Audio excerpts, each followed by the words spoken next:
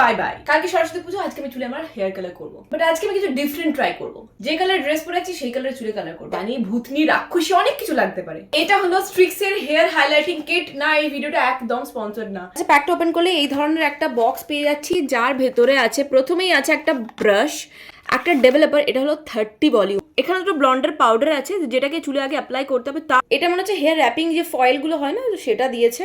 এখানে ওদের hair highlighting এর জন্য যা যা শেড অ্যাভেলেবল প্রত্যেকটা এখানে দিয়ে দিয়েছে। এইটা হলো হেয়ার ক্রিম, সাথে এখানে একটা গ্লসি কন্ডিশনারও দিয়েছে। প্রথমে ব্লন্ড করার জন্য চুলে ব্লন্ডার পাউডারটা নিয়ে নিচ্ছি। পড়ো পড়ো সবে, চলি মে দিল হে মেরা, চলি মে দিল হে তেরা।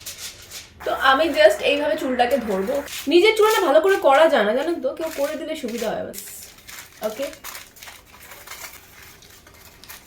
এদিকটা হয়ে গেল, এবার এদিকটা করে নেবে। Now wait until you get the desired result. হাজার চেষ্টা করেও এর থেকে বেশি লাইট আন্ডারটোন আমি আনতে পারলাম না, তো এটার উপরেই কাজ করতে হবে। পার্পল কালারটা গুলে নিয়েছি,